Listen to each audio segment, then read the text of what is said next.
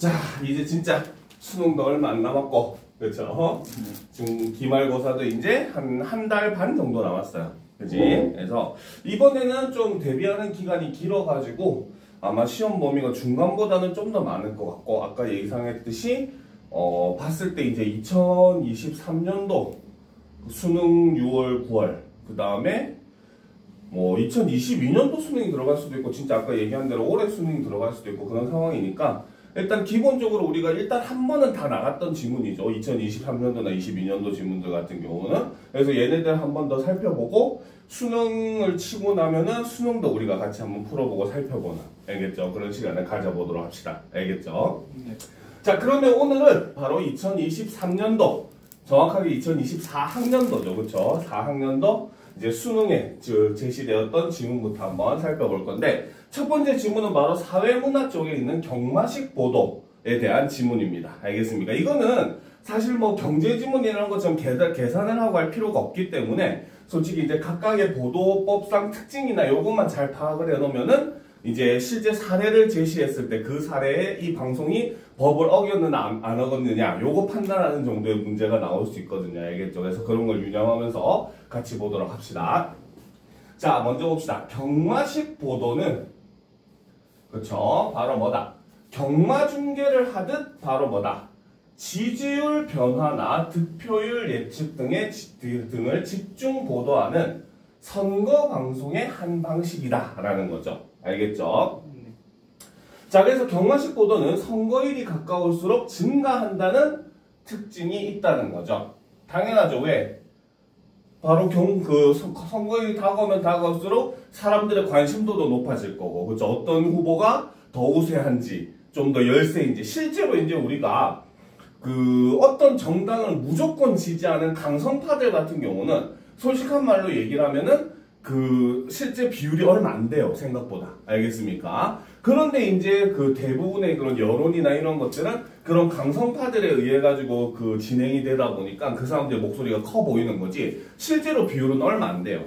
알겠습니까? 우리가 SNS도 마찬가지잖아요. SNS 보면 모두 다 해외여행 다니고, 모두 다 명품 들고 다니고, 모두 다 스포츠카 타고 다니는 것 같아. 그치? 근데 실제로 뭐야? 그런 걸 이제, 그것도 늘 쓰는 사람도 아니라 어쩌다 한 번씩 이제 구입한 그런 사람들이 그걸 자랑하고 싶으니까 이용해서 그걸 자랑하는 거고, 그런 모습만 보이는 거죠. 알겠습니까?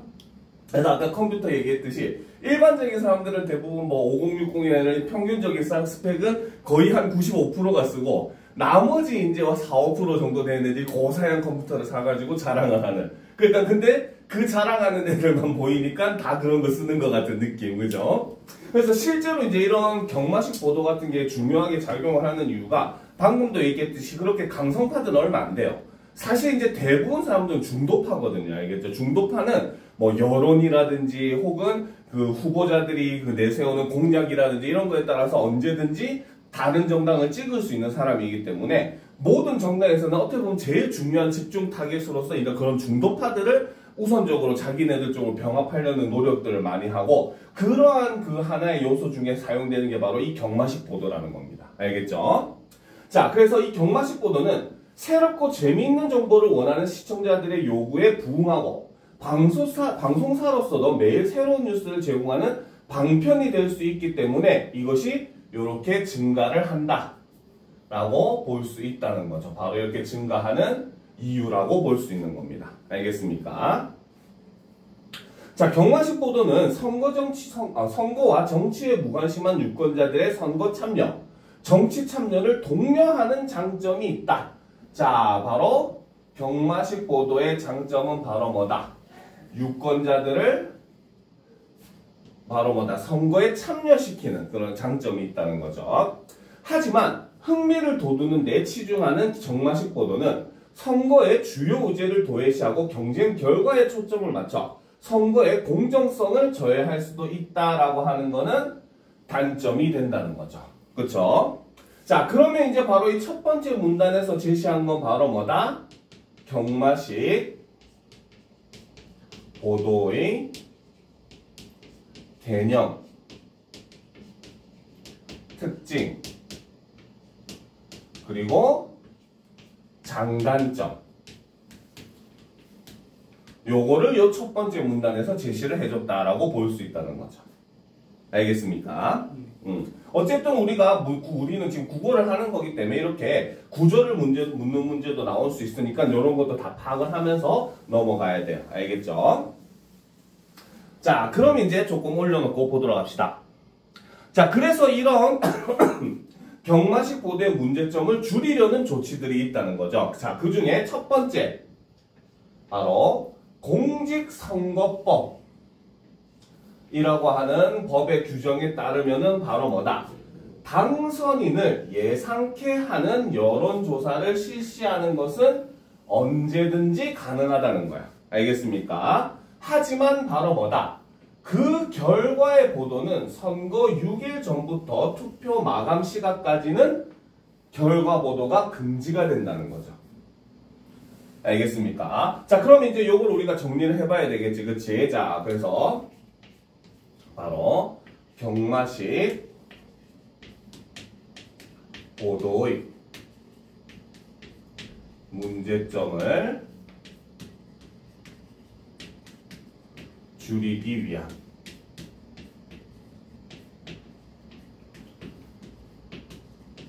조치에 대해서 살펴보면 첫 번째가 바로 공직선거법 이 있다는 거죠.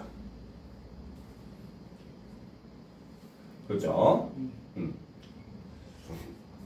자, 그래서 이 공직선거법에 따르면은 방금도 얘기했지만 바로 뭐다? 당선인을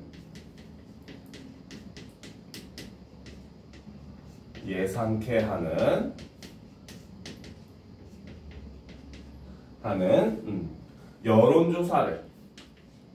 여론조사는 언제든 실시가 가능합니다. 알겠습니까? 자, 그런데 단 바로 뭐다? 결과의 보도는 그렇죠? 선거일 6일 전부터 투표 마감시까지 금지를 한다는 거죠.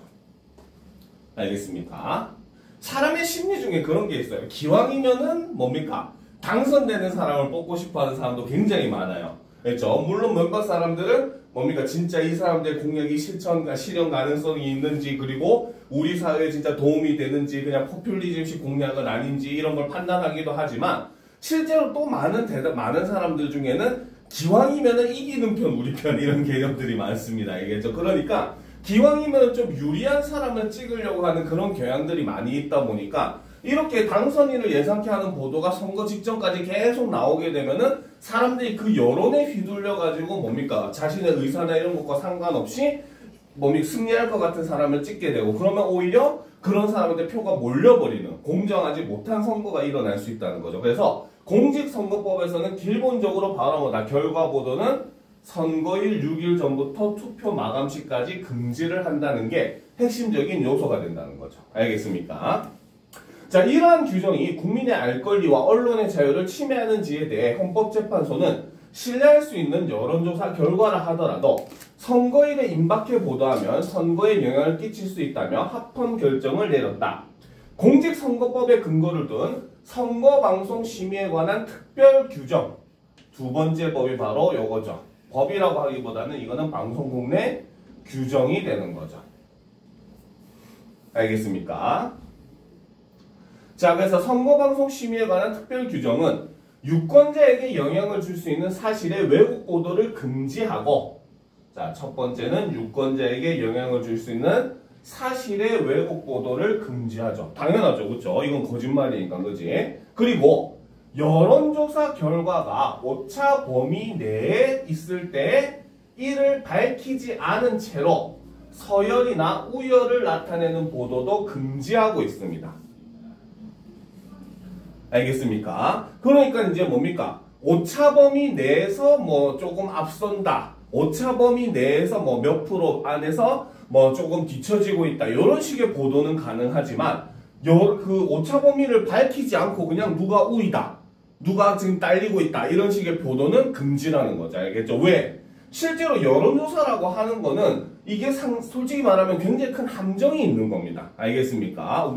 왜 그러냐면 실제로 여론조사가 우리나라 국민 전체를 대상으로 할 수는 없잖아요. 너무 인구도 많고 아무리 작은 나라라고 하더라도 그죠? 실제로 우리나라에서 최소한 선거에 참여할 수 있는 사람이 못해도 한 2, 3천만 명은 될 텐데 그죠?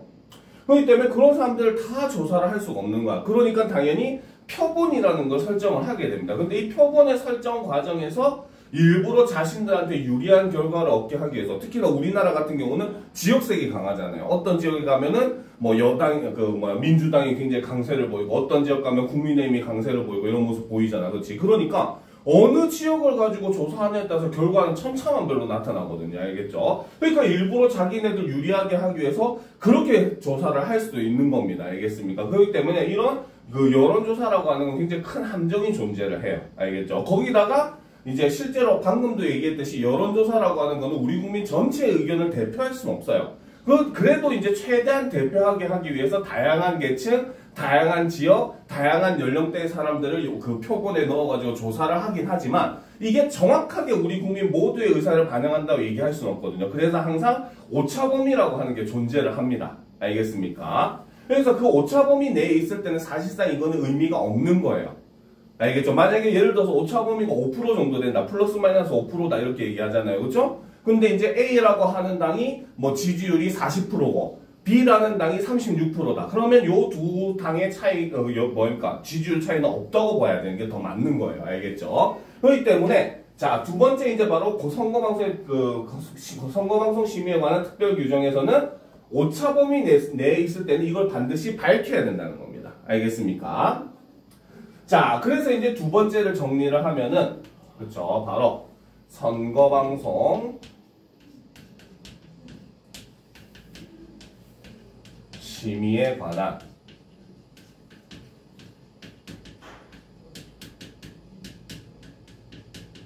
특별 규정에는, 그쵸, 바로, 유권자에게 영향을 줄 수 있는 사실의 왜곡 보도 금지. 그렇죠?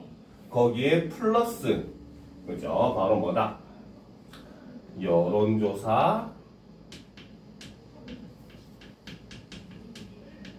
결과가 오차 범위 내에, 그죠?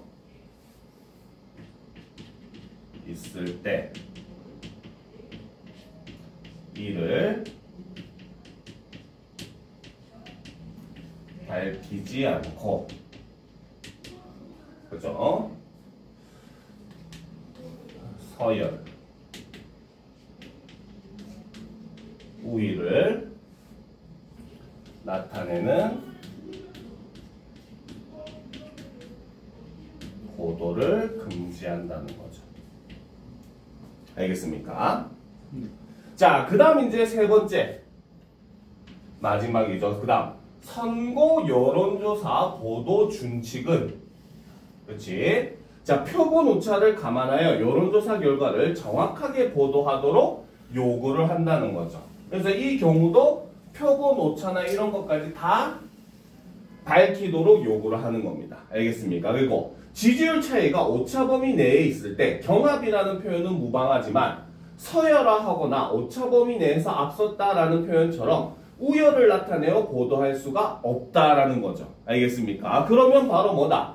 위에 있는 선거방송 심의에 관한 특별 규정과 선거 여론조사 보도 준칙을 함께 적용을 시키면 바로 뭐다? 오차 범위 내에 있을 때는 누가 앞선다, 뒤떨어진다 표현할 수가 없다는 거죠. 아까 처음에 선생님이 전의 법을 뭐 특별 규정에 관해서 예를 들었을 때 오차 범위 내에서 무슨 A 후보가 앞선다 이런 표현은 뭡니까? 특별 규정은 어긴 게 아니야. 그지? 그런데 뒤에 있는 보도 준칙은 어긴 게 돼버리게 되는 거죠. 알겠습니까? 그래서 오차 범위 내에서 경합 중이다. 이렇게만 표현을 해야 된다는 겁니다. 알겠습니까? 그래서 바로 지지율 차이가 오차 범위 내에 있을 때 경합이라는 표현은 무방을 하다는 거죠. 알겠죠? 그런데 단 서열화하거나 오차 범위 내에서 앞섰다 같은 표현처럼 우열을 나타내어 보도할 수는 없다라는 게 선거 여론조사 보도 준칙이라는 거죠. 알겠습니까? 자, 그러면 세 번째 정리를 해보도록 합시다. 선거 여론조사 보도 준칙에 따르면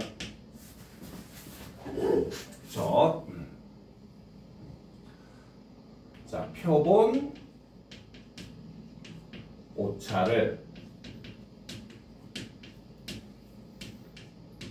감안하여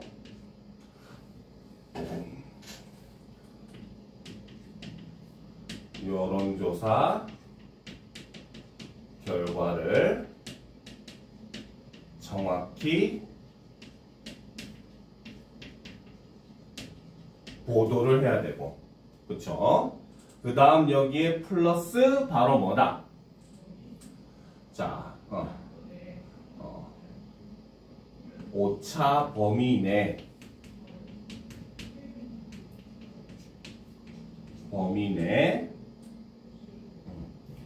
격차가 존재할 경우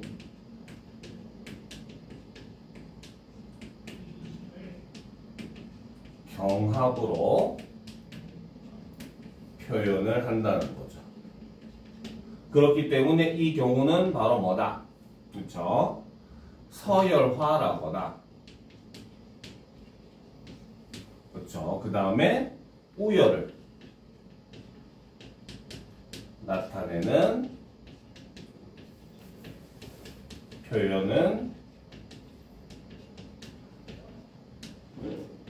금지가 된다는 겁니다. 무슨 말인지 알겠습니까? 자, 그러면 요 세 개의 법을 다 적용시키면 어떻게 돼? 여론조사 결과를 언제든지 그 조사하고 발표를 해도 돼. 알겠습니까? 그런데 단 지지율 차이가 오차 범위 내에 있을 때는 바로 뭐다? 일단 기본적으로 첫 번째 특별 규정에 의해 가지고 오차 범위가 어느 정도가 되는지를 반드시 밝혀야 되고, 그렇죠? 그 다음 두 번째는 보도 준칙에 따라 가지고 오차 범위 내에서 지지율 차이가 발생했을 때는 바로 뭐다? 이 경우는 경합이라는 표현만 가능하지, 오차 범위 내에서 누가 앞섰다와 같이 서열화를 나타내는 그 표현은 금지된다는 거죠. 그렇죠? 그리고 마지막에 공직선거법에 따라서 이러한 보도조차도 역시 마찬가지 선거일 6일 전부터 투표 마감까지는 금지가 된다는 겁니다. 무슨 말인지 알겠습니까? 그래서 요 세 개의 법을 이런 식으로 우리가 다 적용을 시켜가지고 어떤 사례가 나왔을 때 이게 어떤 규정을 어겼는지, 어떤 법을 어겼는지 같은 것들을 구분하는 게 사실 이 단원의 가장 핵심적인 내용이 될 수밖에 없죠. 알겠습니까? 자, 그러면 이제 보도록 합시다. 자, 경마식 보도로부터, 그렇죠? 다음, 사실 뭐 이 단어는, 이 그 지문은 요것만 제대로 판단하면은 그렇게 어려운 건 없죠. 그렇지? 자, 그 다음 보도 합시다. 이건 지워도 되겠죠? 네. 자, 경마식 보도로부터 드러난 선거방송의 한계를 보완하는 방식 중 하나로 선거방송 토론회가 활용될 수 있다라는 거죠. 그래서 두 번째 지금 이 글에서 제시한 선거방송의 방법은 토론회라고 하는 걸 제시를 하고 있죠. 그리고 이거는 바로 뭐다? 경마식 보도의 한계를 보완하는 요소로 사용한다는 거죠. 알겠습니까? 자, 이 토론회를 통해 후보자 간 정책과 자질 등의 차이가 드러날 수 있는데 현실적인 이유로 초청 대상자는 한정된다라는 겁니다. 알겠습니까? 실제로 그럴 수밖에 없어요. 우리가 이제 그 대통령 선거나 이런 거 할 때 좀 주의 깊게 봤는지 모르겠지만, 그지? 우리가 실제로 이제 대통령 선거, 우리나라 뭐 어떤 선거든 마찬가지지만 선거 기간이 되면은 그 선거 포스터들이 이거는 법적으로 붙이게 되어 있습니다. 그래서 이건 절대 훼손을 할 수가 없어요. 훼손하면은 법에 걸려서 벌금이나 잘못하면 징역까지도 들어갈 수가 있어요. 알겠습니까? 그렇기 때문에 선거 포스터를 쭉 붙이는데 대통령 선거 같은 경우는 거의 후보가 뭐 열 몇 명씩 거의 20명 가까이 나옵니다. 알겠습니까? 전혀 듣도 보도 못한, 그죠? 허경영 같은 애들도 나오고 하잖아요. 그치? 그래서 전혀 듣도 보도 못한 후보들도 나오기 때문에 실제로 이제 우리가 후보들만 따지면 거의 뭐 15명에서 20명 정도 된다고 봐야 돼요. 알겠죠? 그런데 이 사람들이 다 나와가지고 함께 토론을 하면은 그럼 토론이 아니라 난장판이 되겠지. 그렇지? 그러니까 이런 현실적인 이유로 이제 뭡니까? 초청 대상자를 한정할 수밖에 없다는 거죠.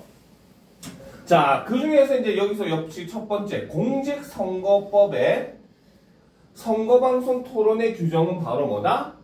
5인 이상의 국회의원을 가진 정당이나 직전 선거에서 3% 이상 득표한 정당이 추천한 후보자 또는 언론기관의 여론조사 결과 평균 지지율이 5% 이상인 후보자 등을 초청 기준으로 제시를 한다는 거죠. 알겠습니까? 자, 다만 초청 대상이 아닌 후보자들을 위해 별도의 토론회 개최가 가능하고 시간이나 횟수를 다르게 할 수 있다라는 거죠. 이거는 1번으로 할 필요가 없었구나. 하나만 하면 되겠네. 그치? 자, 그러면 이제 요걸 정리를 해봅시다. 자, 바로 선거방송 토론회를 보게 되면은 자, 첫 번째 초청 기준은 역시 마찬가지 공직 선거법에 기재가 되어 있는데, 그렇죠? 자, 요 내용에 따르면 바로 뭐다? 첫 번째는 5인 이상의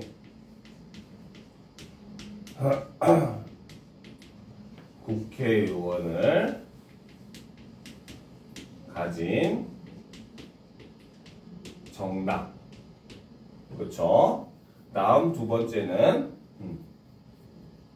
직전 선거에서 그렇죠? 3% 이상을 득표한 정당, 얘네들이 추천한 후보자를 초청할 수 있다는 거죠. 그렇죠? 자, 그리고 세 번째는 바로 뭐다? 여론조사 결과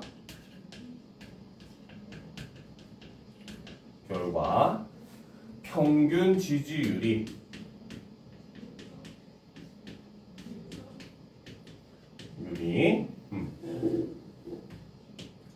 5% 이상인 후보자입니다.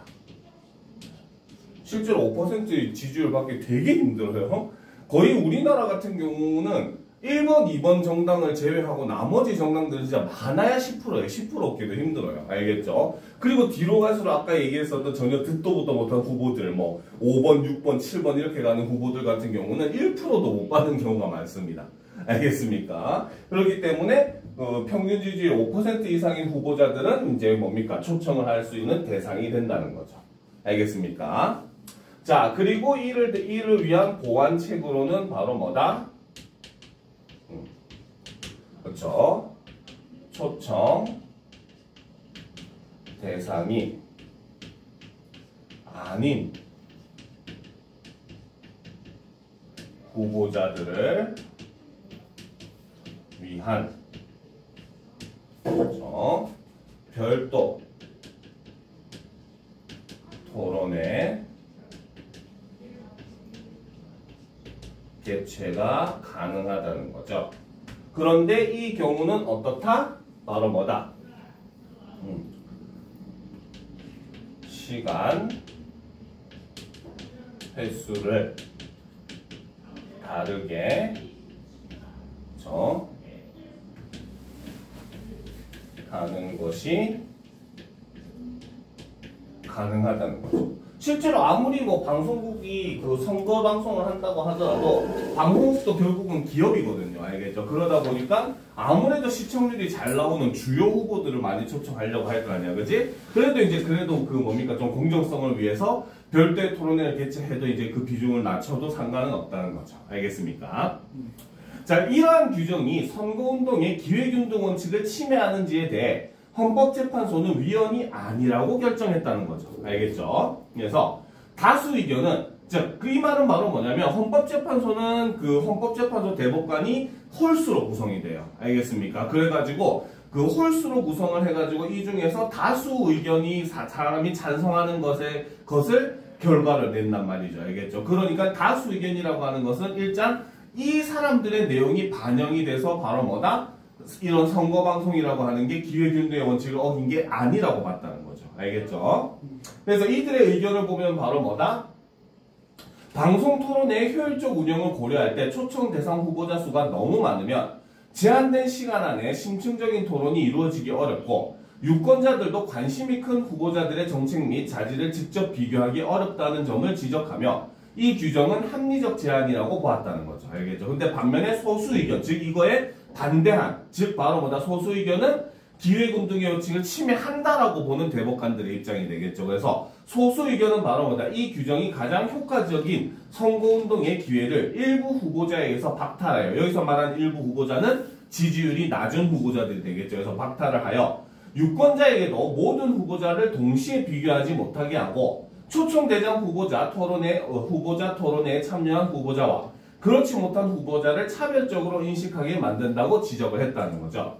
이 규정을 소수정당이나 정치시민 등에 대한 자의적이고 차별적인 침해라고 본 것이다. 그래서 의견이 이렇게 갈리기는 하지만 다수가 일단 이거는 위헌이 아니라고 결정했기 때문에 지금 현재 상황에서는 이 선거방송은 다 가능하다라고 본다는 겁니다. 무슨 말인지 알겠습니까? 그래서 이렇게 경마식 보도와 그것을 보완하기 위한 방식으로서 이제 토론회까지 설명한 글이 바로 이 사회문화지문 경마식 보도의 특성과 보완 방법이라는 글이 된다는 거죠. 알겠습니까? 별로 어려운 거 없죠? 그치? 자, 그 다음 이제 문제는 그럼 이따가 시간을 주고 풀어보기로 하고 알겠죠? 자, 두 번째 지문 바로 데이터 결측치와 이상치의 처리 방법. 요거 하고 쉬는 시간 가지면 되겠네요. 그죠? 준비됐습니까? 너무 뒤로 간 것 같은데? 어? 그렇지. 다음 질문 뭔지 보죠. 다음 질문 주제복합 질문이죠. 요즘 주제복합은 현재 좀 거의 입문 질문에서만 나오고 있거든요. 알겠죠? 자, 준비됐습니까? 그렇지? 자, 데이터의 결측치와 이상치의 처리 방법이죠. 자, 데이터를 처리할 때 데이터의 정확성은 매우 중요하다. 그런데 데이터에 결측치와 이상치가 포함되면 데이터의 특징을 제대로 나타내기 어렵다라는 거죠. 자, 그래서 이제 처음에 이제 결측치부터 설명을 합니다. 자, 결측치라고 하는 거는 뭐다? 저 개념은 데이터 값이 빠져 있는 걸 결측치라고 하는 겁니다. 알겠습니까? 자, 결측치를 처리하는 방법 중 하나인 대체는, 그렇죠? 결측치를 처리하는 방법 중에 하나가 대체가 있다는 거죠. 대체는 바로 뭐다? 다른 값으로 결측치를 채우는 것이라는 겁니다. 알겠습니까? 자, 그리고 이 대체하는 값으로는 주로 쓰는 게 평균값, 중앙값, 최빈값 얘네를 많이 사용을 한다는 거죠. 그죠? 자, 이 중에서 우리가 평균 같은 경우는 설명할 필요가 없으니까 여기서 빠져있죠. 그렇지? 자, 중앙값은 바로 뭐냐? 데이터를 크기 순으로 정렬했을 때 중앙에 위치한 값입니다. 알겠습니까?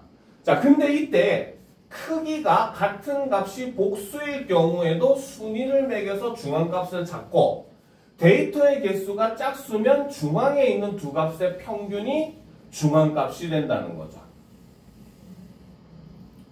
알겠습니까? 자, 또 최빈값은 바로 뭐다? 데이터에 가장 많이 나타나는 값을 최빈값이라고 한다는 거죠. 알겠죠? 자, 일반적으로 데이터 값이 연속적인 수치면 평균으로 석차처럼 순위가 있는 값에는 중앙값으로, 직업과 같이 문자인 경우에는 최빈값으로 결측치를 대체한다라는 겁니다. 알겠습니까? 사용하는 경우도 다르다는 거죠. 알겠죠? 그래서 실제로 이제 우리가 암호해독 같은 거 할 때 이 최빈값을 많이 써요. 알겠죠? 영어에서 제일 많이 쓰이는 알파벳이 뭘까? 그쵸, 2입니다. 알겠죠? 그러니까 영어를 쓰는 그 나라의 암호를 해독할 때는 가장 많이 나온 걸 먼저 2로 잡아요. 알겠습니까? 그래서 이제 단어를 하나하나 추측해 나가는 그런 방식을 쓰는데, 이런 것도 일종의 최빈값이라고 볼 수 있다는 거죠. 알겠죠? 자, 그럼 일단 우리가 첫 번째 결측치에 대해서 한번 보도록 합시다. 알겠습니까? 자, 결측치는 말 그대로 아까도 얘기했듯이 바로 뭐다? 데이터가, 그죠? 데이터 값이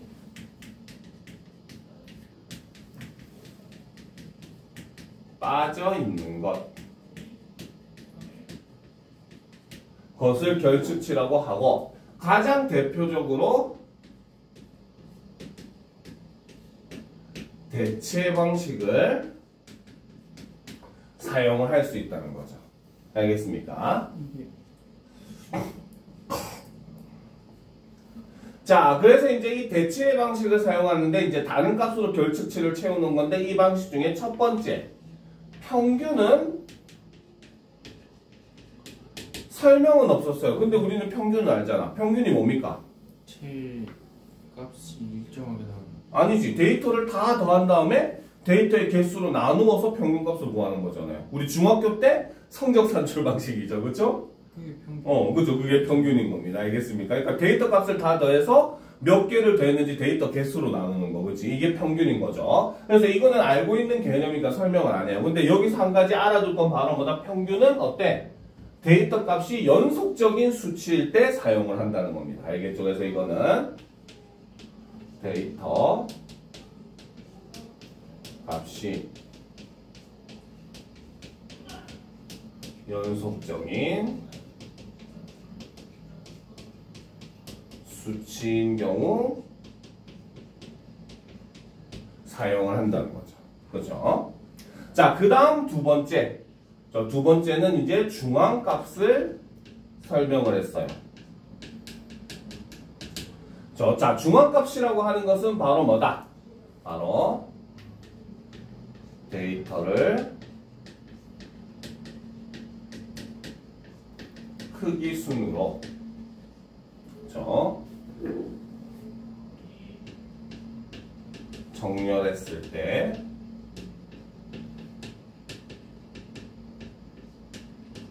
중앙에 위치한 값이라는 거죠. 그죠? 자, 그런데 이 중앙값을 구하는 방법이 몇 개 있다는 거죠. 그죠? 그래서 바로 뭐다? 자, 크기가 같은 값이 복수인 경우, 여기서 복수는 리벤지 아니겠죠? 그렇지? 복수인 경우에는 어떻게? 바로 순위를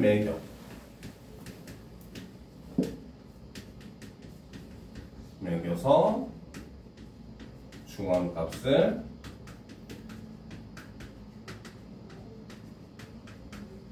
찾는다는 거죠. 그렇죠? 자, 그리고 두 번째는 바로 뭐다? 데이터 수가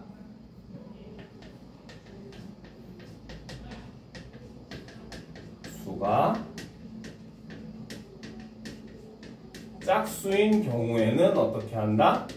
그렇죠? 중앙 두 값의 평균을 사용을 한다는 거죠. 그래서 중앙 두 값을 더하고 2로 나누면 되겠지. 그치? 자, 그리고 이제 이 중앙 값의 경우는 어느 때 사용을 한다? 바로 순위가 있는 값.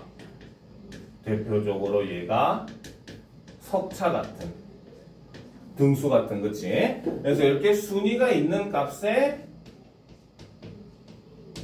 사용을 한다는 겁니다. 됐습니까? 왜 이렇게 오늘따라 지쳐 보이지? 응? 너 아직도 늦게 자는 거 아니지? 네, 오랜만에 자, 그 다음 이제 세 번째가 바로 최빈 값이죠. 오케이, 우리가 복습하는 거니까 이렇게 핵심률 중심으로만 정리를 합시다. 알겠죠? 자, 최빈 값은 바로 뭐다? 데이터에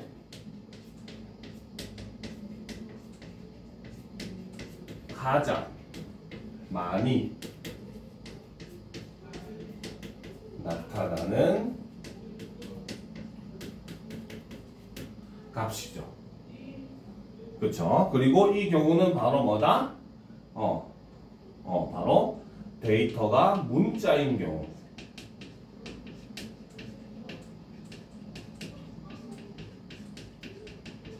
경우에 얘는 뭐 평균이나 중앙값을 찾을 수가 없으니까 그렇죠? 이 경우에는 최빈 값을 쓴다는 겁니다. 여기까지 됐습니까? 네. 정리했어요? 네. 그렇죠. 자, 그럼 계속 봅시다. 자, 이상치는 자, 그래서 이제 두 번째 설명은 바로 또 이상치에 대해서 이제 설명을 하는 거죠. 자, 이상치라고 하는 것은 데이터의 다른 값에 비해 유달리 크거나 작은 값을 우리는 이상치라는 겁니다. 알겠습니까? 그런데 주된 원인은 바로 뭐다? 측정 오류 등에 의해서 주로 생기기는 한다는 거죠. 일반적으로는. 그런데 바로 뭐다? 정상적인 데이터라도 데이터의 특성을 왜곡하는 데이터 값이 있을 수가 있다는 겁니다. 예를 들어 데이터가 어떤 프로 선수들의 연봉이고 그중 한 명의 연봉이 유달리 많다면 이상치가 포함된 데이터에 해당을 한다는 거죠. 그렇죠? 그러니까 예를 들어서 우리가 뭡니까? 우리나라에 있는 축구 선수들의 연봉을 조사를 했는데, 그렇지? 뭐 A라는 사람은 연봉이 뭐 5천만 원, B라는 사람은 1억, C라는 사람은 뭐 7천만 원 이렇게 하는데 갑자기 손흥민이 나타나가지고 연봉 뭐 240억 이렇게 하잖아, 그렇지? 이건 일종의 이상치가 된다는 겁니다. 알겠습니까? 그래서 이런 데이터의 특징을 하나의 수치로 나타내는 경우 대표값으로는 평균보다 중원값을 주로 사용한다라는 거죠. 알겠습니까? 자, 그럼 이제 이상치도 한번 정리를 해봅시다. 요거 지워도 되겠죠? 네. 그죠? 자, 그래서 두 번째는 이상치. 자, 이상치라고 하는 건 바로 뭐다? 데이터의 그쵸? 다른 값에 비해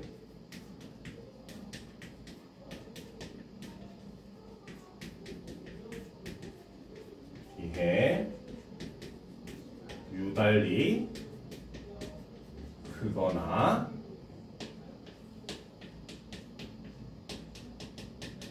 작은 값을 이상치라고 한다는 거죠. 그렇죠? 자, 이 이상치가 발생하는 이유는 첫 번째는 바로 뭐다? 측정 오류에 의해서 발생을 할 수 있다는 거죠. 그렇죠? 그리고 두 번째는 바로 뭐다? 정상적인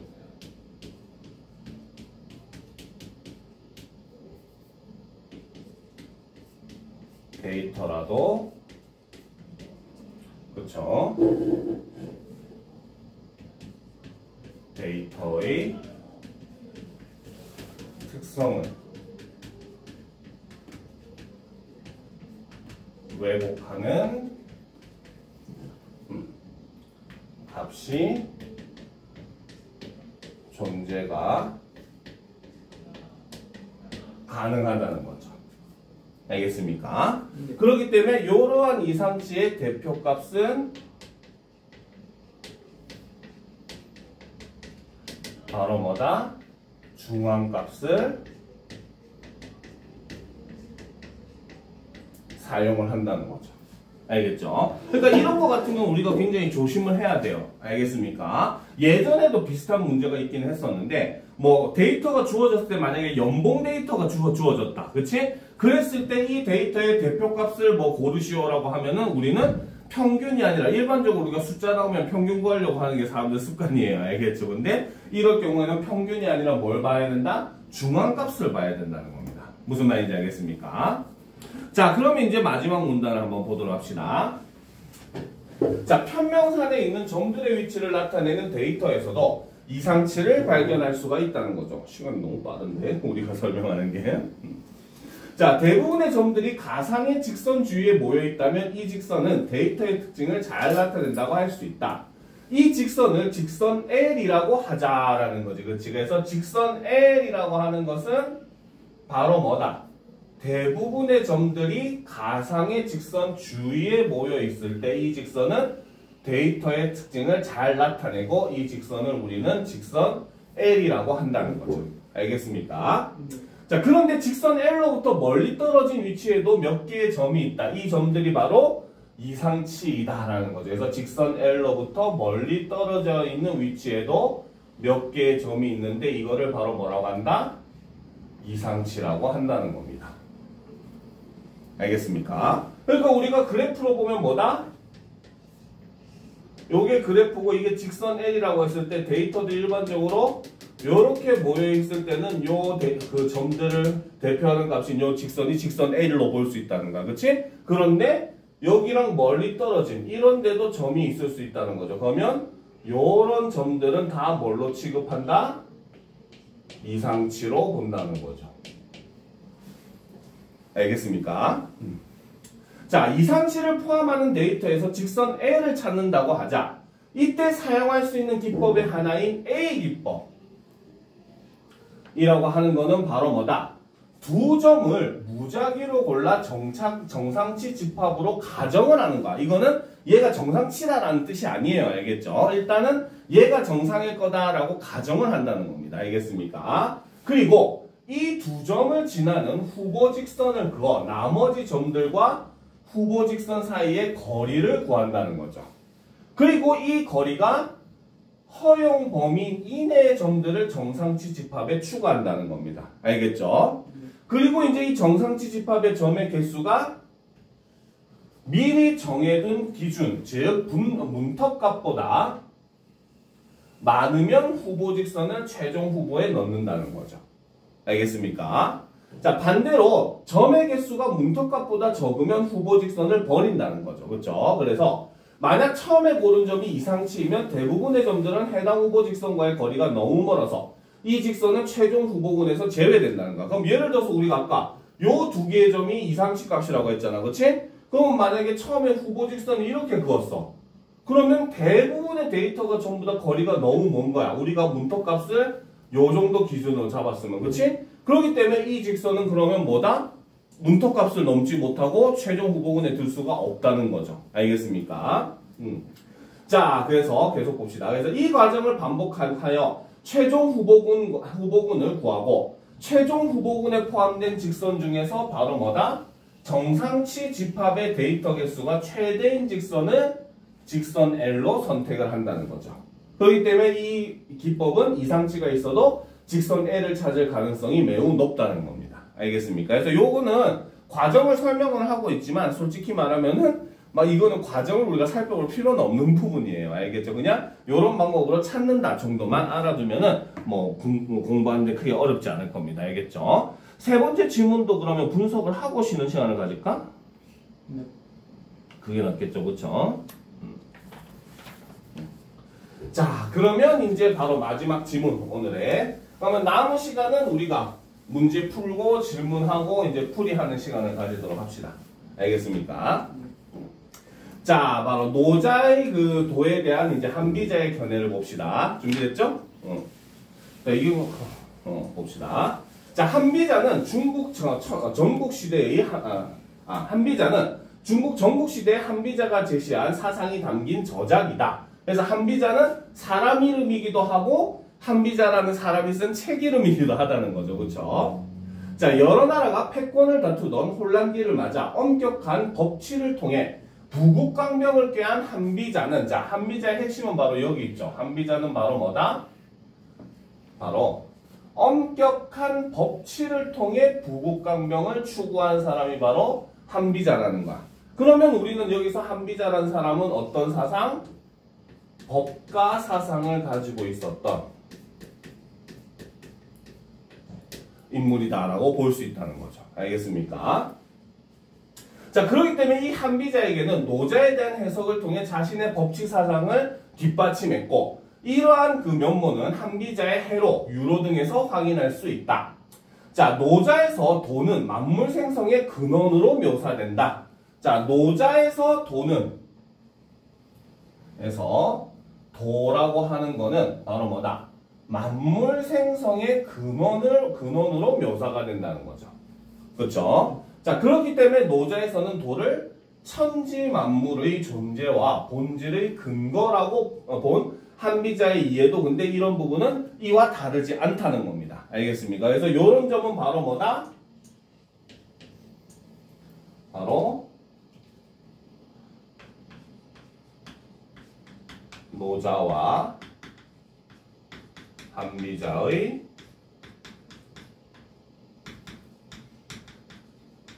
공통점이 된다는 거죠. 알겠죠?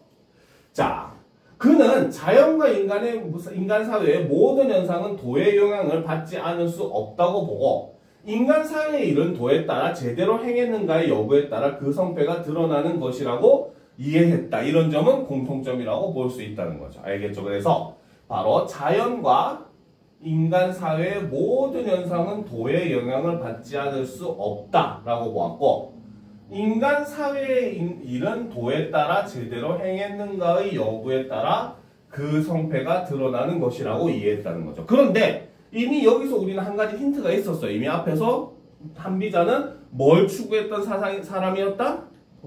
그렇지. 법과 바로 법칙을 주장했던 사람이잖아. 그렇지? 그러면은 인간 사회에서 뭡니까? 그 제대로 그 따라야 하는 도라고 하는 거는 한비자에게서는 뭐랑 일치하겠어? 뭐랑 일치하겠어? 그렇지. 법이랑 일치하는 거야. 법이 바로 뭐야? 우리가 그걸 제대로 지켜야 되는 거잖아. 그렇지? 그러니까 바로 뭐다? 인간 사회의 이런 법에 따라서 제대로 행했는가 여부로 결정해도 같은 말인 거야. 그러니까 한비자에게 있어서는 도나 법이나 어땠다? 같은 개념으로 봤겠죠. 근데 노자는 사실 실질적으로 따지면 다릅니다. 알겠죠? 노자가 얘기하는 도가라고 하는 거는 무의자연이라고 얘기하거든요. 일체의 인위적인 걸 모두 버려야 된다고 얘기해요. 그러면 법이라고 하는 건 누가 만들었어? 사람이 만들잖아. 그치? 뭐 왕이 될 수도 있고 아닐 수도 있긴 해요. 그거는 나라마다 케이스 바이 케이스죠. 뭐 실제로 이제 고대 그리스 같은 경우는 사람들의 투표에 의해서 법도 결정이 되잖아요. 시민에 의해서. 그치? 물론 그 시민의 범위가 지금의 시민하고는 개념이 다르긴 하지만 그죠? 어쨌든 시민들의 투표에 의해서 결정이 되잖아. 그죠? 그렇기 때문에 케이스 바이 케이스로 나라마다 법을 결정하는 방식은 다르지만 어쨌든 뭡니까? 한비자 입장에서는 법을 따라야 된다고 보는 겁니다. 알겠습니까? 근데 이 법은 인간이 만든 거고 그러면 노자 입장에서는 사실 법이라고 하는 건 어떤 대상이겠어? 지양해야 되는 대상일까? 지향해야 되는 대상일까? 지양해야 되겠죠. 그렇죠? 그 노자에 있어서 사실 법이라고 하는 거는 부정적인 대상일 수밖에 없다는 겁니다. 알겠습니까?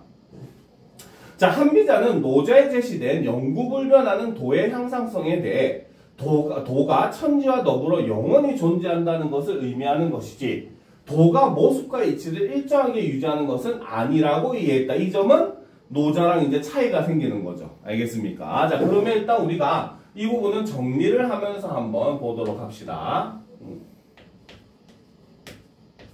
노자의 도에 대한 한비자의 견해를 살펴보면 그렇죠? 자, 첫 번째로 그렇죠? 도라고 하는 것은 바로 뭐다? 만물 생성의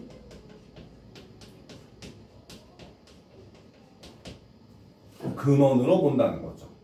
그렇죠? 그러니까 이거는 이꼴 뭐가 된다? 바로 천지 만물의 그렇죠? 존재와 본질의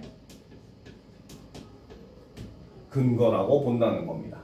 알겠죠? 이 점은 지금 뭡니까? 어떻게 보면은 한비자가 약간 해석을 점점 이제 논리적인 방식으로서 다른 방식으로 이끌어가는 거죠. 그렇죠? 자, 그랬을 때 이제 바로 뭐다?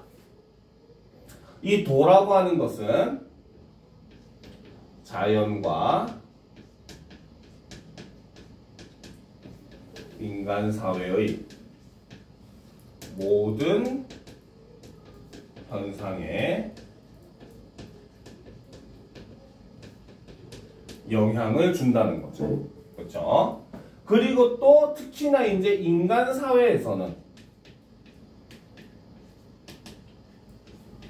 사회의 일이라고 하는 것은 바로 뭐다? 도에 따라 그렇죠? 행했는가의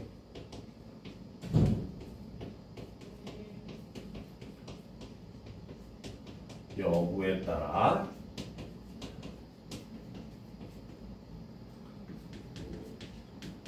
성패가 결정이 된다고 보았다는 거고, 이러한 점은 바로 뭐다? 바로 노자와 반비자 견해의 공통점이라고 볼 수 있다는 겁니다. 알겠습니까?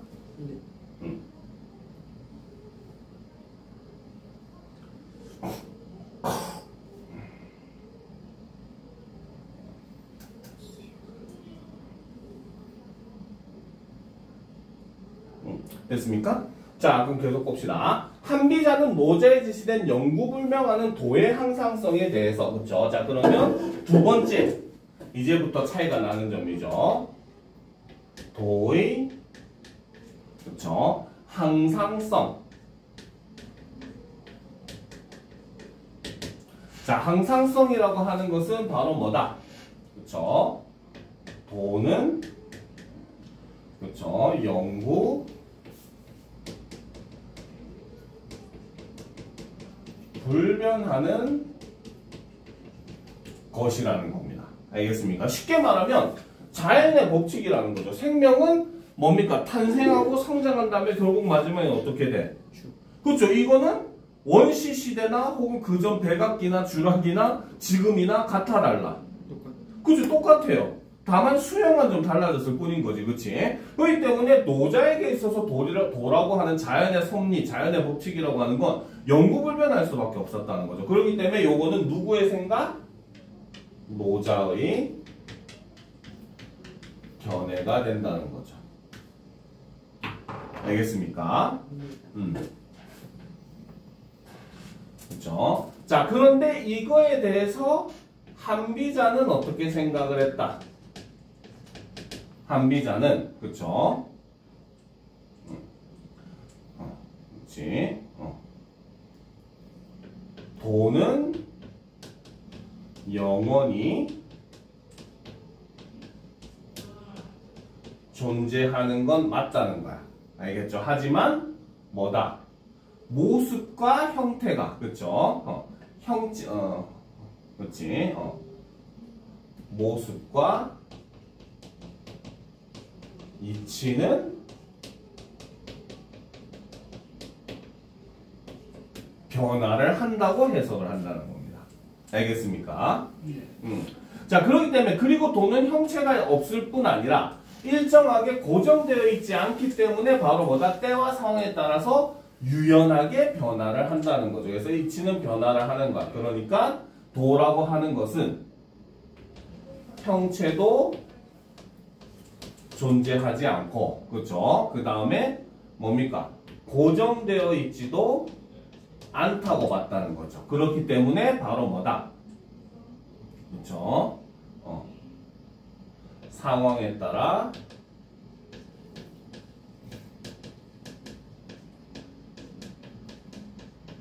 유연하게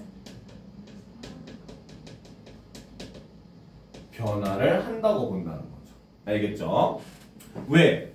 한비자 입장은 그럴 수밖에 없죠. 법이란 시대에 따라 달라지니까. 근데 법은 또 항상 존재를 하잖아. 그렇지? 그런 개념으로 의하면 이 글이 이해가 쉬워져요. 알겠습니까?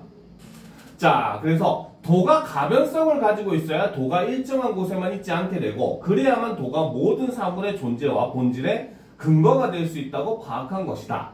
그는 도가 가변적이기 때문에 통치술도 고정되어서는 안 된다고 주장했다. 그렇기 때문에 이를 통해서 또 논리가 한 번 더 확장이 되는데 그렇기 때문에 바로 뭐다? 통치술도 어때야 된다? 술도 도와 같이 그렇지 어떻게 해야 된다? 바로 고정되어서는 안 된다라고 주장을 한다는 거죠. 이해가 됩니까? 네. 그렇죠. 자, 한편 한비자는 도를 구체적인 사물과 사건에 대한 개별적 법칙의 통합으로 보고 노자의 도의 시비 판단의 근거라는 새로운 의미를 부여했다라는 거지, 그렇지? 자, 그래서 세 번째 한비자의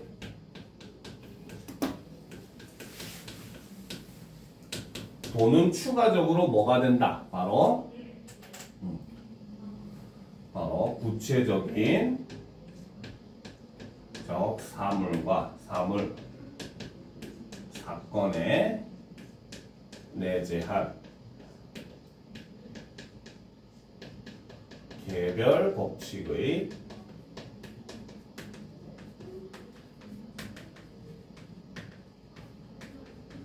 통합이다.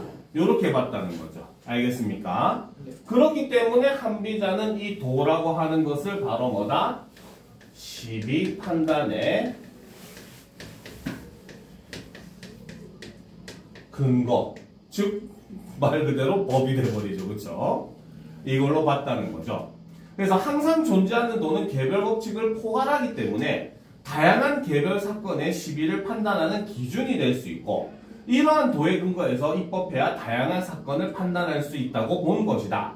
이러한 이해를 바탕으로 그는 만족을 모르는 인간의 욕망을 사회 혼란의 원인으로 지목한 노자의 견해에 동의하면서도 노자에서처럼 욕망을 없애야 한다고 주장하지 않고 인간은 욕망을 필연적으로 가질 수밖에 없음을 지적하며 욕망을 제어하기 위해 법이 필요하다고 강조를 했다라는 거죠. 알겠습니까? 그래서 마지막 네 번째 정리할 거 여기까지 다 썼어요? 네. 그렇지? 자, 마지막 네 번째는 바로 욕망에 대한 견해차를 정리를 해야 되겠죠. 그렇죠? 4번 네 번째는 욕망에 대한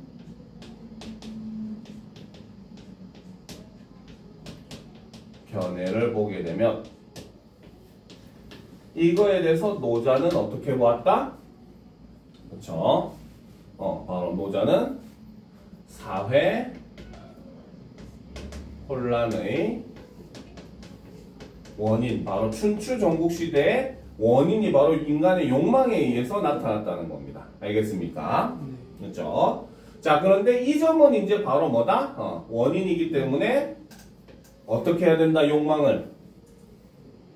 그렇죠? 제가 욕망을 없애야 한다. 그렇죠? 없애야 하는 대상으로 보았다는 거죠. 알겠습니까? 네. 자, 그런데 한비자는 욕망을 사회 혼란의 원인으로 본 거는 일치한다는 거야. 알겠죠? 그런데 없애야 하는 대상으로 본다는 점은 한비자와 차이로 볼 수가 있어요. 알겠죠? 자, 그래서 한비자는 역시 마찬가지 욕망은 바로 뭐다? 사회 혼란의 원인으로 본 거는 같다는 거죠. 하지만 그에 대한 대처는 어때? 그렇죠? 욕망은 한비자는 필연적인 거라는 거죠. 욕망이 없는 인간이 있을 수가 없다는 거 알겠죠? 그렇기 때문에 어떻게 해야 된다? 바로 욕망 제어를 위해 뭐가 필요하다? 법이 필요하다라고 주장하는 점은 노자와 차이점이 된다는 겁니다. 됐습니까? 네. 그래서 여기까지가 바로 이제 노자의 그런 사상에 대한 한비자의 해석을 설명한 글이었습니다. 알겠죠? 자, 그 다음 글은 이제 노자의 도에 대해서 유학자들이 이제 또 어떻게 다르게 생각을 했는가라는 것을 이제 제시를 하고 있죠. 그래서 앞에 글이 한비자라는 한 명의 입장에서만 봤다면 여기서는 여러 사람의 입장에서 이제 노자의 도를 바라보게 되는 거죠. 알겠습니까? 자, 유학자들은 도를 인간의 삶을 삶의 올바른 길을 의미하는 것이라고 보았다. 중국 송나라 이후 유학자들은 이러한 유학의 도를 기반으로 현상세계 너머의 근원으로서의 도가의 도에 주목하여 노자 주석을 전개했다라는 거죠. 그렇죠? 자, 먼저 혼란기를 거친 송나라 초기에 중앙집권화가 추진된 이후 정치적 갈등이 드러나면서 개혁의 분위기가 조성됐다. 이러한 분위기 하에서 유학자이자 개혁사상가인 왕안석은 자, 첫 번째 사람이 바로 왕안석이라고 하는 사람이 있었다는 거죠. 그렇죠? 자, 이 사람은 노자주를 저수를 했다는 거죠. 그는 노자의 도를 만물의 물질적 근원인 기라고 파악을 하고, 그렇죠? 그래서 노자의 도를 만물의 물질적 근원인 기라고 파악을 했다는 거죠. 실제로 유학에 보면 이기론이 있거든요. 거기에 노자의 이제 도가 사상을 끼워 맞춘 거라고 보면 됩니다. 알겠습니까? 그래서 현상 세계에 앞서 존재하는 기의 작용에 의해 사물이 형성된다고 보았다라는 겁니다. 알겠죠? 그래서 현상 세계에 앞서 존재하는 기의 작용에 의해 사물이 형성된다. 자, 근데 여기서 우리가 지식 한 스푼, 그죠? 여기서 한 가지 우리가 알아두면 좋은 게 바로 요거에 대한 것은 바로 플라톤의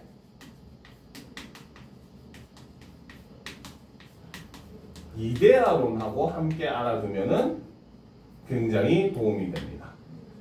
알겠습니까? 그래서 플라톤의 이데아론의 이데아의 개념과 어떻게 보면 이 왕안석이 제시한 기라고 하는 거의 개념이 유사하다고 보면 돼요. 알겠습니까? 이데아론이 바로 뭐냐면 일종의 형이상학적 세계고 완벽한 세상이야. 알겠습니까? 그리고 인간은 이데아에 대한 어렴풋한 기억이 영혼 속에 들어있다는 거죠. 그래서 사람들이 사물을 만들 때 그 이데아에 대한 어렴풋한 기억을 바탕으로 사물의 모양을 만들게 된다. 그러니까 책상들을 만들어도 모양들은 다 달라도 기본적인 틀의 모양은 비슷한 이유가 거기에 있다는 거죠. 알겠습니까? 그래서 일종의 그런 걸 이데아라고 하는데 바로 그러한 이데아의 개념과 어떻게 보면 이 왕안석이 주장하는 기의 개념이 똑같다고 볼 수가 있어요. 알겠죠? 그러면 여기서 우리가 서양의 그 플라톤의 이데아론을 보기로 제시해가지고 비교하는 문제도 나올 수가 있다는 거죠. 알겠죠? 자, 그는 기가 시시각각 변화하듯 현상세계도 변화한다고 이해했다.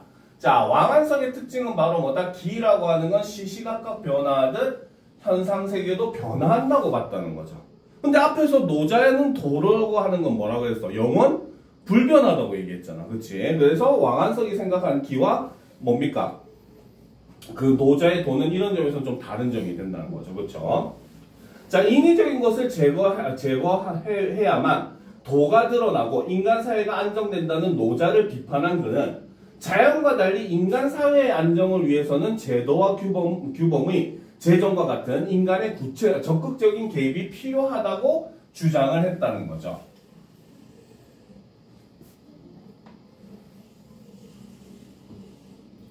자, 지혜와 덕이 뛰어난 사람이 제정한 사회제도와 규범도 현실 사회의 변화에 따라 새롭게 해야 한다고 주장을 한 것이다. 이런 점은 한비자랑 비슷한 점이라고 볼 수 있겠죠. 그죠? 자, 노자의 이상정치가 실현되려면 유학 이념이 실질적 수단으로 사용되어야 한다고 주장하는 등 왕안석은 노자를 유학의 실천적 측면과 결부하여 이해했다라는 거죠. 그렇죠? 자, 그러면 여기다 우리가 정리를 한번 해보도록 합시다. 자, 노자에 대한 유학자들의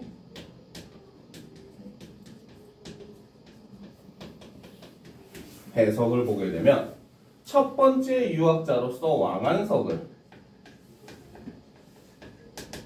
들었다는 거죠. 그렇죠? 자, 이 사람은 바로 뭡니까? 그렇죠?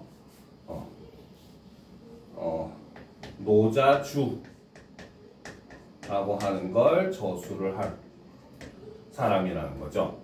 그렇죠? 자, 그 중에서 첫 번째 바로 노자의 도라고 하는 것은 이 사람은 바로 뭐 같다? 바로 기라고 보고 이거는 만물의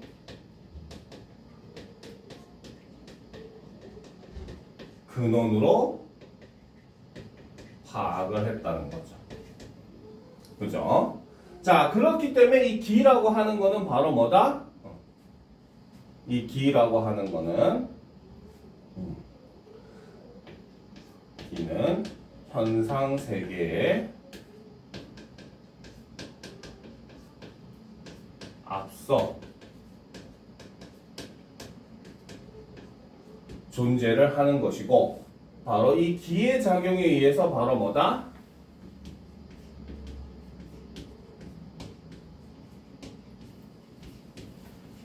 의해 사물이 형성이 된다고 보는데 요거는 아까 얘기했듯이 플라톤의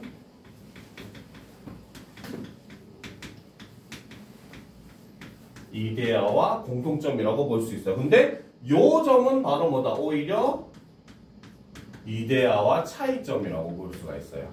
알겠습니까? 왜? 플라톤의 이데아론에 따르면은 사물이라고 하는 건 사람들이 뭡니까? 이데아에 대한 기억을 따라가지고 비슷하게 모방해서 만든 거라고 봤거든요. 근데 뭡니까? 유학에서의 기라고 하는 거는 바로 뭐다? 기에 의해서 사물이 만들어진다고 얘기했잖아요. 그렇죠? 이런 점은 차이점이 된다는 거죠. 알겠습니까? 자, 그리고 두 번째. 그죠? 그렇지? 아, 잠깐만. 두 번째 하기 전에 이걸 해야 되겠네. 그러니까 바로 뭐다? 기와 현상 세계는 그렇죠? 시시각각 변화를 한다고 보고 이런 점은 한비자와 공통점이라고 볼 수 있다는 거죠. 알겠습니까? 네. 그죠? 자, 그런데 그죠?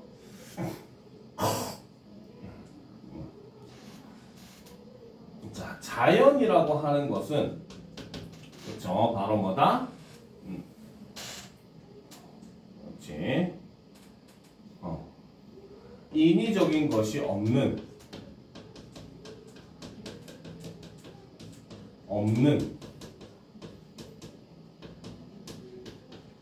공간이라고 노자가 보았다는 거죠. 그렇죠? 자, 그런데 이와 달리 이 사람은 바로 뭐다? 왕한석은 인간 세상은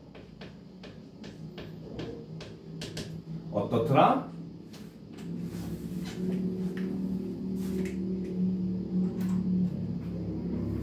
그렇죠? 자, 인간 세상이라고 하는 공간은 바로 뭐다? 그렇죠? 안정을 위해 그렇죠? 제도, 다음 법의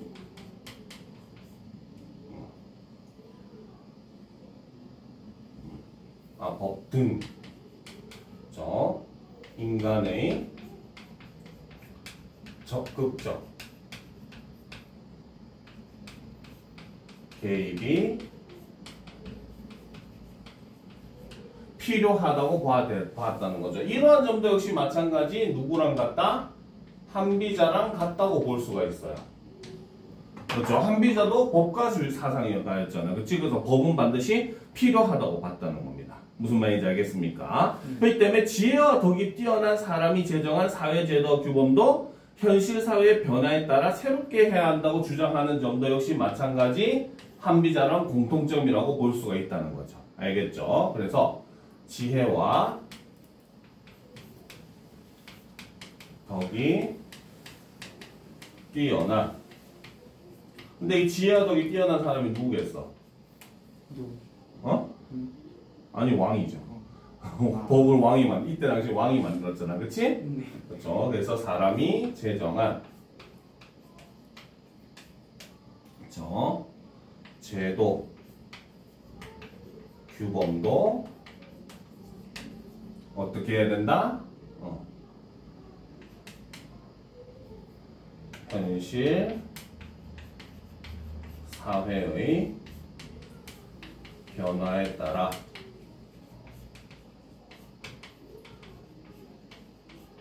같이 변화를 해야 한다 라고 보고, 이러한 점도 역시 누구랑 같다? 한비자랑 같다고 볼 수 있어요. 알겠습니까? 그래서 왕한석은 사실 좀 한비자와 굉장히 좀 비슷한 생각을 가졌던 그런 그 사상가라고 볼 수 있습니다. 알겠습니까? 자, 그 다음 보도록 합시다. 자, 송 이후 원나라에 이르러 성행하던 도교는 유학과 불교 등을 받아들여 체계화되었지만 오징에게는 주술적인 종교에 불과했다. 자, 두 번째 유학자가 바로 오징이 등장을 하네요. 오징어도 아니고, 그죠? 그치? 자, 그래서 이 사람에게 도교는 바로 뭐다? 주술적인 종교에 불과했다는 거죠. 그치? 자, 유학자의 입장에서 그는 잘못된 가르침을 펴는 도교에 사람들이 빠지는 것을 경계했다. 그는 도교의 시조로 간주된 노자의 가르침이 공자의 학문과 크게 다르지 않음을 밝히고자 도덕 진경주를 저술을 했다. 라는 거죠. 그리고 이 내용은 핵심은 바로 뭐다? 노자의 가르침이 공자의 학문과 크게 다르지 않다라는 내용을 알리기 위해서 쓴 책이라는 거죠. 그렇죠? 만물 중국 기원서라고 비슷하죠. 그치? 자, 그는 도와 유학 이념을 관련 짓는 구절을 추가하는 등 노자의 일부 내용을 바꾸고 기존 구성체제를 재편했다. 노자의 도를 근원적인 불변하는 도로 본 그는, 그치? 자, 이런 점은 노자와 공통점이라고 볼 수 있다는 거죠. 그쵸? 그래서 그는 모든 이치를 내재한 도가 현실화하여 천지 만물이 형성된다고 이해했다. 그렇죠? 이러한 관점에서 그는 유학의 인의예지가 도의 쇠퇴 때문에 나타난 것이라는 노자와 달리, 그렇지? 바로 뭐다? 도가 현실화하여 드러난 것으로 해석을 했다는 거죠. 그래서 인간이 마땅히 따라야 할 사회규범과 사회질서체계도 도가 현실화한 결과로 파악했다. 이런 점도 역시 한비자랑 동일하다고 볼 수 있겠죠. 알겠습니까? 자, 그러면 이제 이 오징의 내용을 우리가 한번 정리를 해봅시다. 오징. 그렇죠? 자, 이 사람은 바로 도덕 진경주를 저술을 했다는 거죠. 자, 이 오징은 바로 뭐다? 도교라고 하는 것은 바로 주술적인 종교로 인식을 했다는 거죠. 알겠습니까? 그리고 이 도교에 빠진 사람들을 구원하기 위해서 어떻게? 노자의 가르침이, 그렇죠? 공자의 학문과 다르지 않음을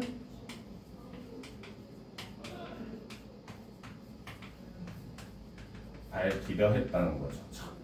중국 놈들의 성격은 예나 지금이나 변하지가 않아요. 그죠? 자, 그래서 여기서는 바로 뭐다? 도와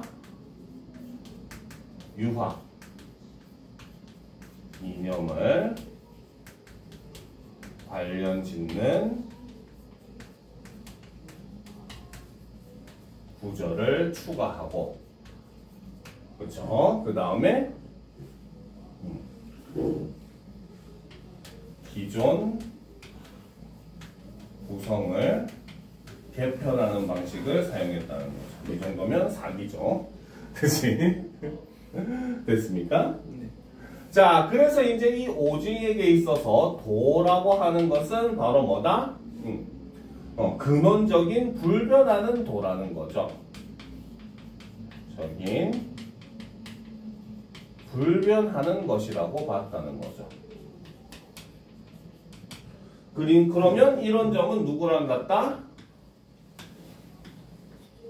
노자와 같은 견해라는 겁니다. 알겠습니까? 자, 그리고 이제 이 도가 바로 뭐다? 도가 현실화 하여 천지 만물이 형성이 되었다는 거죠. 알겠습니까? 네. 자, 그런데 이제 바로 인의 예지에 대한 개념은 차이가 있었다는 거죠. 그렇죠? 자, 인의 예지에 대해서 노자는 어떻게 보았다? 도의 쇠퇴 때문에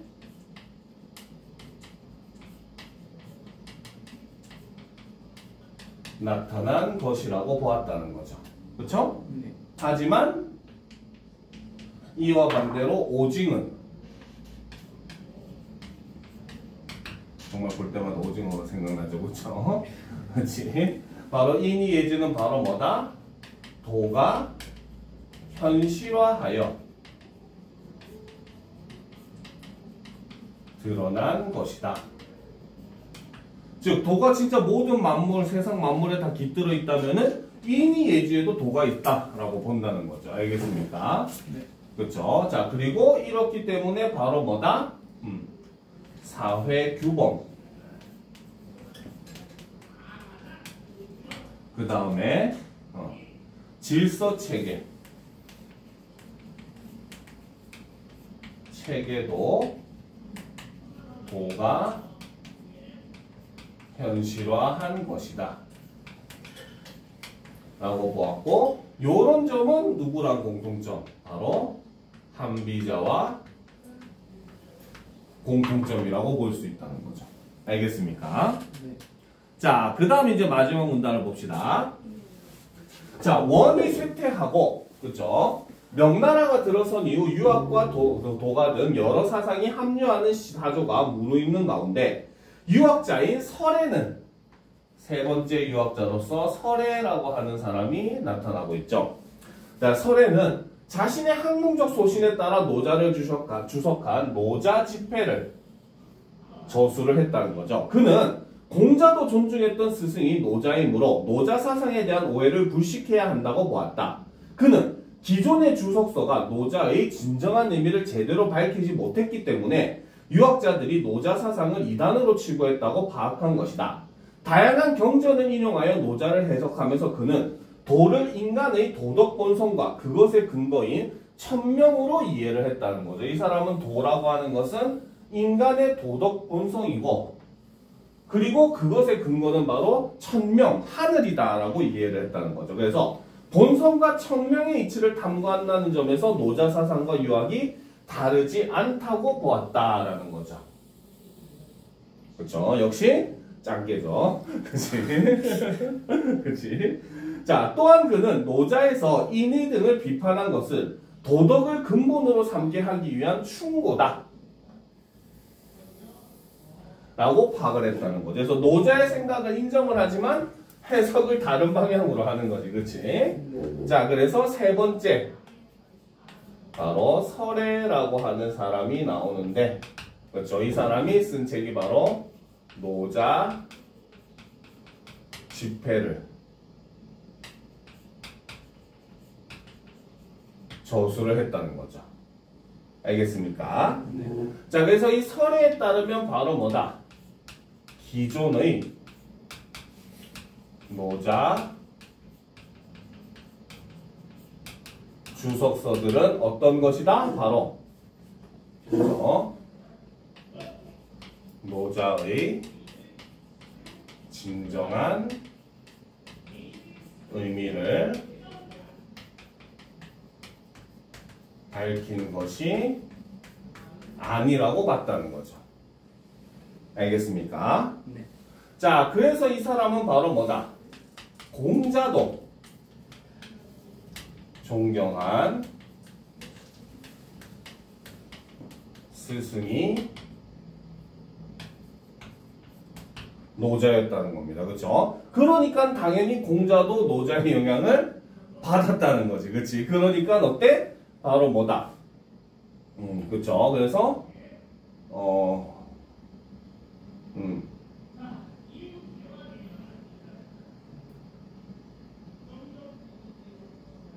잠깐만. 갑자기 헷갈렸다. 그렇죠. 그래서 스승이 노자라고 봤다는 겁니다. 알겠죠? 그렇기 때문에 어떻게 보면 유학에도 노자의 생각이 동시에 깃들어져 있다라고 봤다는 거죠. 알겠죠? 자, 그래서 이제 바로 두 번째, 그렇지? 도라고 하는 것을 설에는 무엇으로 봤다? 바로 인간의 도덕 본성과, 그렇죠? 그렇죠? 네. 그것의 근거인 천명으로 보았다는 거죠. 알겠습니까? 예. 그렇기 때문에 바로 뭐다? 본성과 천명을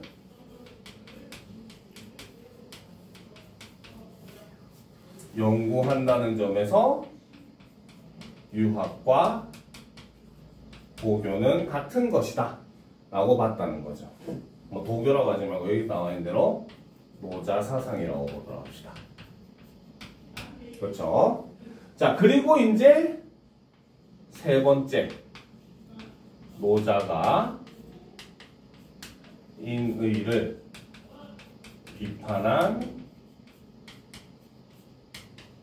이유는 무엇 때문이다? 오히려 역으로 바로 뭐다? 얘네 즉 도덕을, 인의를 뭐다? 근본으로 삼게 하기 위한 충고로 해석을 했다는 거죠. 그러니까 쉽게 말하면 바로 뭐다? 아까 앞에서도 얘기했지만 인의예지라고 하는 것은 도가 사라졌기 때문에 나온 거라고 했다는 거야. 그 말은 거꾸로 얘기하면 이 사람의 의견은 뭐 설에는 뭐라고 해석했다. 이 거꾸로 얘기하면 오히려 인의예지가 중요하다는 걸 역설적으로 어떻게 보면 강조했다. 이런 의미로 해석을 했다는 거죠. 알겠습니까? 그래서 이제 이렇게 각자의 견해들을 이렇게 제시를 해놨죠. 여기까지가 바로 재작년 수능 지문들이었습니다. 알겠습니까? 지금 35분쯤 됐으니까 50분까지 15분 동안 쉬었다가 이어서 갖도록 합시다. 나머지 시간은 문제 좀 풀면서 질문합시다. 알겠죠?